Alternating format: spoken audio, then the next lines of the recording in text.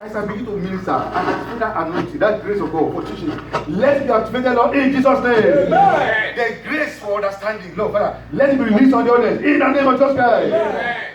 Lord, Father, let the people see you in this message in the name of Jesus Christ. Amen. Reveal yourself inside this message, Lord, in the name of Jesus Christ. Amen. All our labor over your people, Lord, Father, all the labor that we are laboring over God's people, it will not be in vain in the name of Jesus Christ. Amen. Glorify yourself, Lord. Amen. Jesus, mighty name, we are praying. Amen. Praise the Lord. Amen. Praise the living Jesus. Let us be seated. The last message, we are talking about the relation between blessing and obedience. I remember one of these scripture that we shared, God said, sanctify yourself, because God is going to do wonder tomorrow. And many people, they like the wonder aspect, but the sanctification aspect, they don't like it. That is summary of the last message. You see, sanctification is what? It's a prerequisite for the wonder. And I want people, we should no longer continue to deceive ourselves. We need to be grounded in this truth. Otherwise, we'll be having problems in every aspect of our Christian walk. Either in our health, we have problems. In every aspect. As long as this matter is not settled, you have not started your Christian walk with God. You need to be grounded in this truth. I want us to know that point. You see, there is an atmosphere for miracle. If you have watched the men of God that are in charge of that God has given ministry of a miracle, there's an atmosphere where miracle will happen. You see, many people, they are expecting God to arrive. And the plane of God, there is a place that plane cannot land. I mean, can plane land anywhere? Plane, there is a place that they can land. The plane of God will never land in a useless place. I want you to know that point. The plane of God will never land there in a useless place. You see, so for those who are around during the week, on Friday, when we are doing prayer, I prepared a prayer separately, and the pastor prepared separately, and the same thing came out. That's to say, God is speaking to people. And I pray, as many of us that will obey, we will see the hand of God in Jesus' name. Amen. You see, we need to understand this particular, there's an atmosphere where God operates. God does not operate in any way, anyhow. If you go to hospital, they don't perform operation everywhere. I mean, there's an atmosphere where operations are taking place, because there are some conditions that need to be in place before they can open up a woman or a man for surgery. The same way, God has his own atmosphere. And I'm going to show you this atmosphere this morning before I continue with the message I was preaching. The topic also is still the relation between blessing and obedience. First of all, let us go to Jeremiah chapter 10. I want to show you some things. These are the things that I see in the word of God, which make me to be grounded. There's nothing anybody can say. I have drawn the line myself. There is nothing, nobody can convince me again that this thing that I'm doing is not the truth. No matter, even if the whole world joins one side, I will stand alone, because I know who is talking to me. Let us look at Jeremiah chapter 10. I want to show us from two different translations. Jeremiah chapter 10.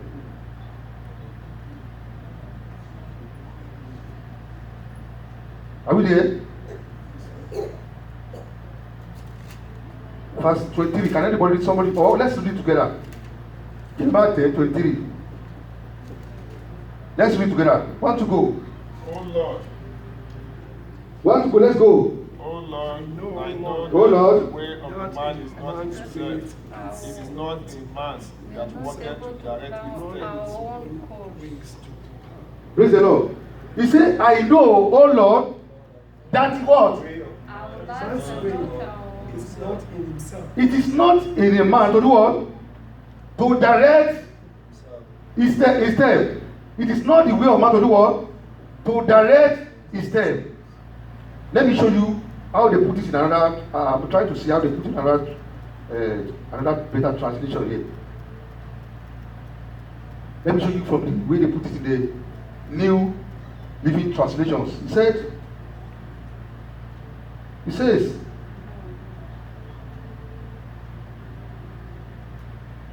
says, I know, Lord, that our lives are not our own. We are not able to plan our own course. You see, he said, I know, oh Lord, that this life, it is not our what? Our life. So we cannot run it anyhow. We need to know there is a design of the manufacturer for the way our lives should go. This life is what? It's not our own, and it is not of a man to what? To direct his step by himself. You see, as long as you are trying to direct your path by yourself, you are moving against the will of God for yourself. You see, you are trying to operate the equipment against the instruction of who? Of the manufacturer. And what will happen to that instrument is going to what? It's going to crash. We need to be grounded on this particular point. Let me show you another one that is related to this one. Let's go to Psalm 37:23. Let's go there together. Psalm 37 verse 23.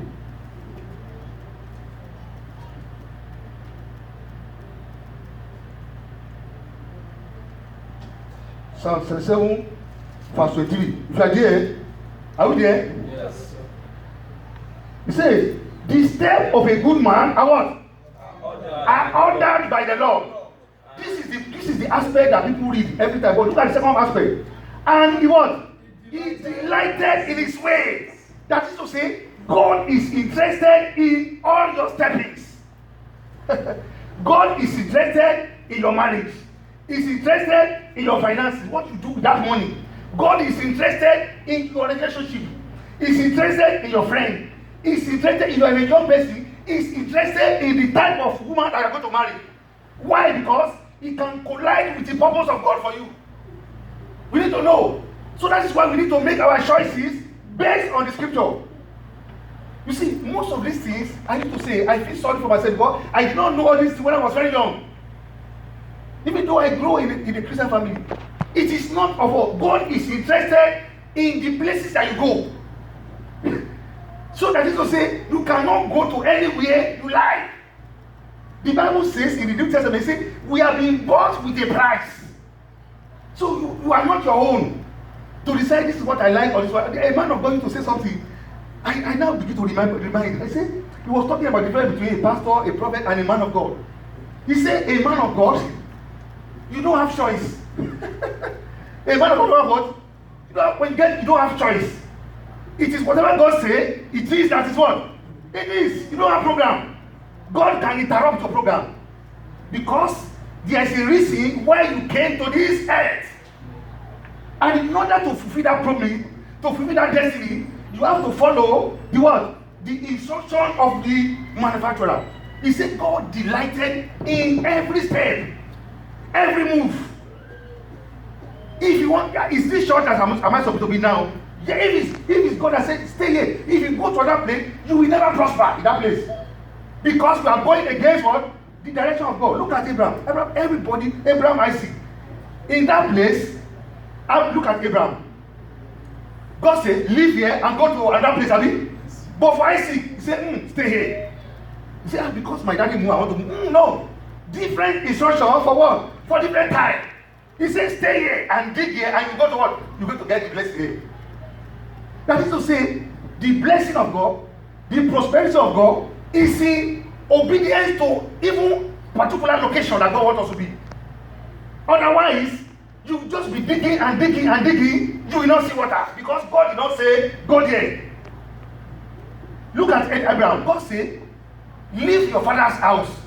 Everybody, but when he was going, what did he do? He brings somebody along, Abi.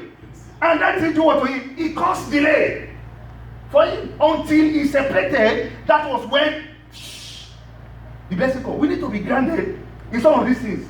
Otherwise, we'll just be calling to prayer every time, and we don't see results. Some of the things I see these days marvel me. The way people behave, I was pondering over it. throughout the night.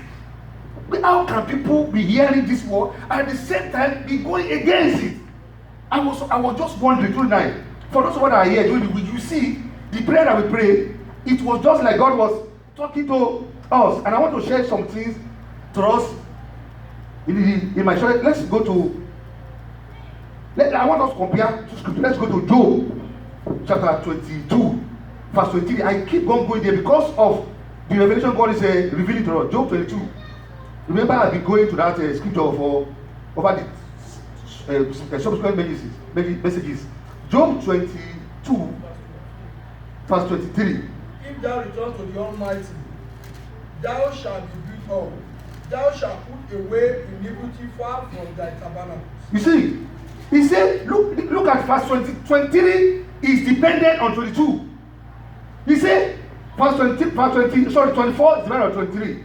He said, okay, yes, sir. Then shalt thou lay up gold as dust, and the gold of Ophir as the stones of the brook. You see, God wants to release blessing. But God said, I cannot release this blessing with this iniquity. You will still blame God that is causing problem for you. You see, God wants to pour the blessing, but there's something that is preventing God from dropping it. He's looking at what? The iniquity. Because he knows that when they pump these resources to you, you will use them for what? Iniquity. That is what is preventing God. And as many people as don't understand this point, you will never enjoy your health. Because why? Anybody that is living in sin, you are giving the devil permission to run your head. You can, if you like, pray from now to next week. You will be having one problem in your head. Any aspect of your life we are disobedient to God, the devil has legal rights. Like this man did, Paul. He went to collect letter. He was officially permitted to enter church and crucify Christians. Anybody that's living in sin, you are giving the devil a what? A certificate to operate your life. You need to know that point. So coming to prayer is not enough. That's why we are not getting results. Because why? People are not disciplining themselves. You see, we need to come to that point in our walk with God. Let's go to, I want to compare this place with Matthew 24. Matthew 24. Please, let's go there, please. Matthew 24, verse 12. Are we there? Matthew 24, I want us to read verse 12 and 13. And because iniquity shall abound, the love of many shall what? Shall wax cold. We are in this environment where you are now. In fact, the rate of iniquity here is more than even the number of people that are here. He said, because iniquity what? We are banned. He said, the love of many will do what? We wax cold. You see, the love of many, when you notice a reduction in your commitment to God, you notice a reduction in your level of faithfulness to God, check your life very well. You will see that you are crossing over to the other side again. I want to watch it. Because the best person to preach to me is me. Because why? Nobody know what I do in my privacy. I mean, look at the prodigal son. He preached to himself. He said, let me tell myself the truth. You see, that is when you can decide. The best person to preach to me is me. You see, because of what? Because iniquity shall abound in the last day, and iniquity is abounding here, and that is what is taking people away from church. Instead of the church to be snatching people from the world is what now? Snatching people from the church. It's a pity. God has been showing it to me many times that the problem of this our town is because when you see people's faith going down, check their Christian life. You will see that something is going on in their Christian life. I want us to know that point, and I want to work on it. Let us stop deceiving ourselves. One brother, he saw maybe he listened to my message on YouTube. And that called me from Nigeria. He said, brother, he said, God bless you. I like the message and everything. He said, can you give me some advice as a young pastor? I said, let me tell you something. The first thing I told myself is that don't deceive yourself. If you want to go far in this Christian world, don't do what? Don't deceive yourself. And don't make money the reason why you are going into ministry. Otherwise, you have problem along the way. Those are the two things. I heard Bishop Uyiriko. I heard one of his testimony, and I made that confession. That's what I'm going to do when I start a ministry. There was a time he came back from traveling to preach, and he got home. He said, "Madam, what can we eat?" The wife said, "There's nothing at home." I'll manage. No, they have money offering, tithe, everything's there. The woman said, "The only thing that we have at home is baby food." He said, "Go and give me the baby food, mix it for me, and let me what? Eat the baby food." Eat it. You see, you will see that this person was not into ministry because of what? Because of money. But today, God, look at them today. Well, right? You see, when you stay faithful to God, God will surprise you. You see, that is it. Make this our point. The next verse says, verse 14, 13. And he that shall endure unto the end is the one that what? Be saved. Some people, they used to defeat themselves in some ministry. They say once saved is always saved. It's not true. Oh. It's not what? It's not true. The Bible says, he that what? To maintain your stand. It may be difficult to hear, but difficult and impossible, they are not the same word. You see, when Elijah want to go to heaven, he said, "Ask me, Elijah, what I can do for you." He said, "I want a double portion of your power." You know what he said? He said, "You have asked for what? A hard thing. But however," you see, that is to say, it may be difficult, but not impossible. He said, if you can stay me going, you will collect it. Let nobody tell you that it's not possible to stay without a woman. Let nobody deceive you that you cannot stay without having sex. It is a lie. There are people in the scripture that what? That did it.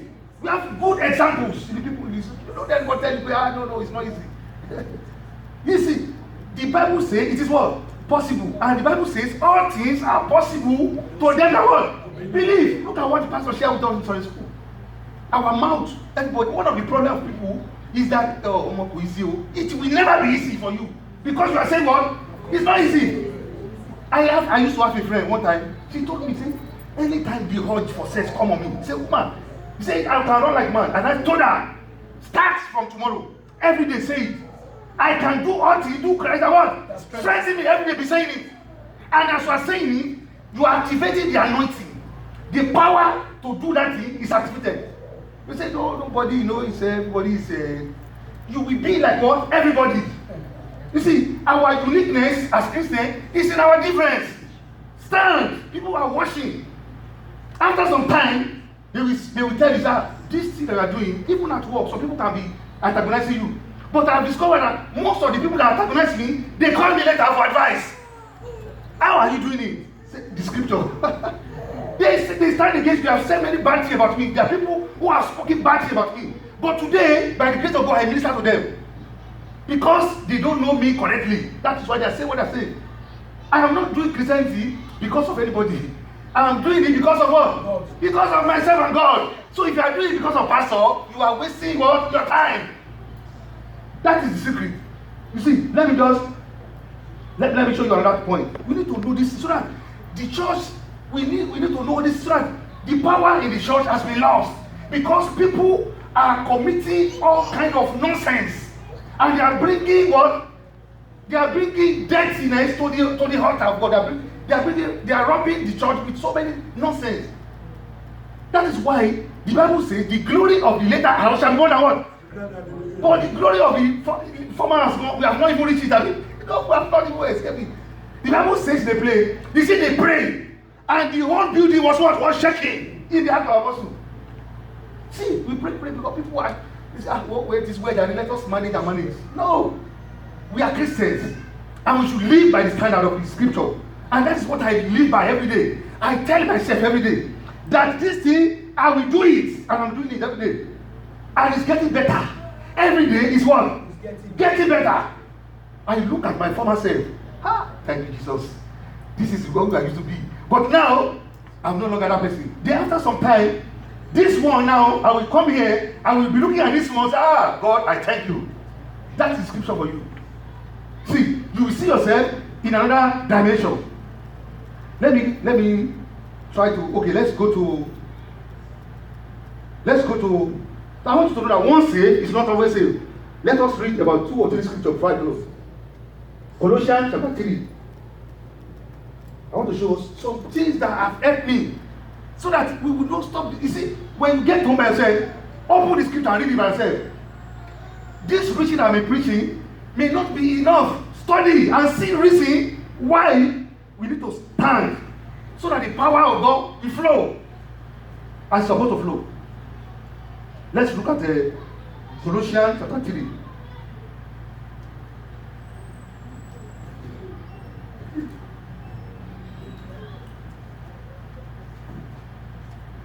Are we there? Okay. So let me start from verse 5. Let me read from the Amplified because it says very better. He said, are we there? Yeah. Please, I want us to be there. Colossians 3 from verse 5. He says, so, kill, deaden, deprive of power, the evil desire lurking in your members.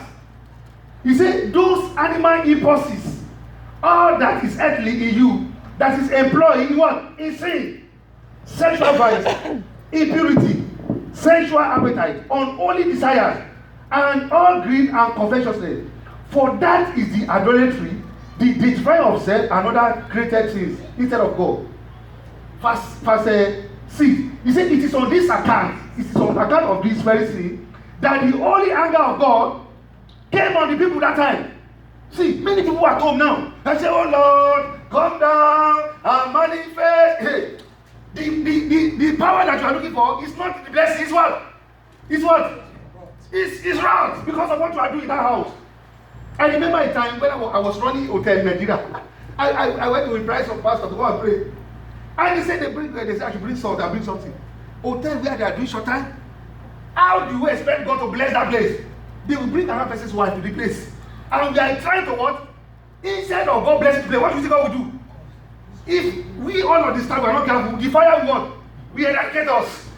You see, we are inviting God's blessing on nonsense. And that's what people do today.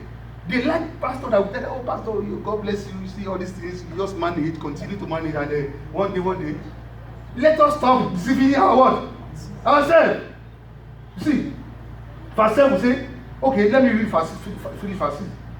He said, God is ever coming upon the sons of disobedience who are constantly obsessed upon to the divine will. That is to say, living our life like that, we are backing God instead of what? To face God. How can you expect God to bless you when what? You turn your back to God. You are going to Dallas and you face what? Fort Worth. When are you going to arrive? It's not, you cannot arrive until you look at you and say, in a quarter while what? Make a return. This is our GPS. Praise the Lord. Let me go to one like this. Let's go to 1 Thessalonians again. Just 2 more scripture. 1 Thessalonians chapter 4. I will read here because of time, please. 1 Thessalonians 4. But please, I want you to open that scripture. Write them down. When you get to read them, these are written by Christians like us, and they wrote to us what they have done. So never say it is not possible. It is what? Possible. 1 Thessalonians chapter 4, verse 1. He said, therefore, brethren, we beg and admonish you in virtue of our union with the Lord Jesus Christ, that you follow the instruction which you learn from us about how you ought to walk, so as to please and gratify God, and indeed, as indeed you are doing, and that you do not even more and more abundantly, attaining yet greater perfection in living this life. Verse 2. He said, for you know what charges and precepts we gave you on the authority and the instruction of the Lord Jesus. We are not telling you our own word. We are giving you the word of our Lord Jesus Christ. Verse 3. He said, for this is the will of God, that you should be consecrated, separated, set apart, for pure and holy living, that you should abstain and shrink from all sexual vice. Verse 4, that each one of you should know how to possess, control, manage his body in consecration, purity, separated from things profane and what? And honor. This is word of God. Verse 5, not to be used in the reason of lust, like the atheists, who are ignorant of the true God and have no knowledge of the scripture. Why do we have scripture and behave as though we don't have the scripture? That's what I tell you now. See, there should be a difference between us and the people of the world, because we come to hear the word of God every day. Why do we find it difficult to do it after we have been hearing it every time? Verse 6, that no man transgress and overreach his brother and defraud him in this matter, or defraud his brother in business. For the Lord is an avenger in all these things, as we have already warned you solemnly and told you plainly. For God has not called us to what? Impurity. We are called Christianity is a call away from nonsense. We are called away from nonsense to holiness. That is Christianity for you. You see, for God has not called us to impurity, but to consecration, to dedicate ourselves to most thoroughly purity.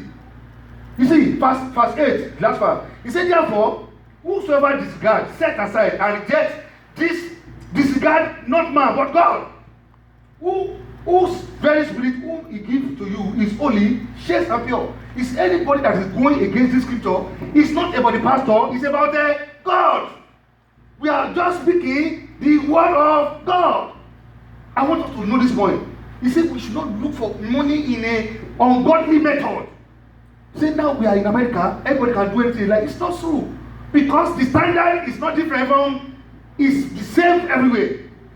Let me close with these scriptures. Let's go to this scripture. Jeremiah 17. Please. I discovered something. Jeremiah 17.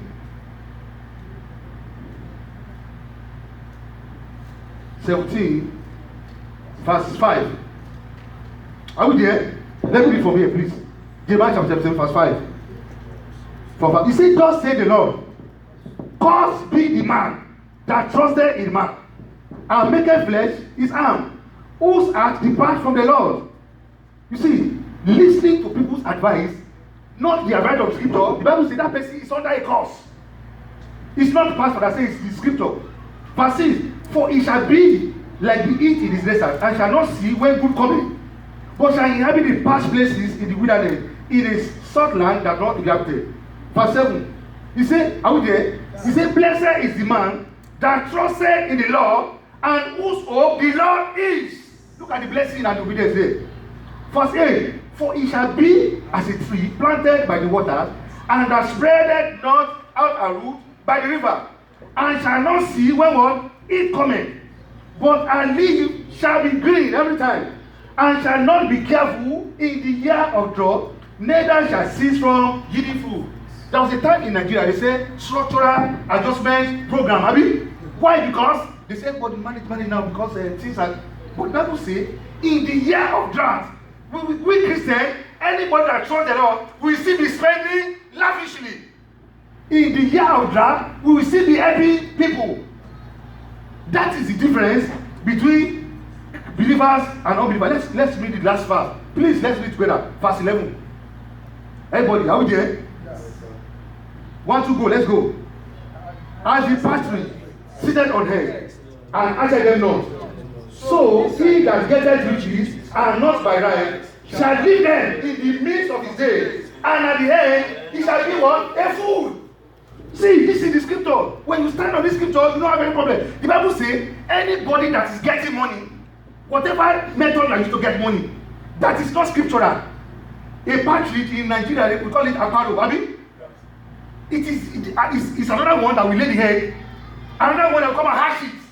That shall not be your portion in Jesus' name. Amen. The Bible says we plant a house and we occupy it.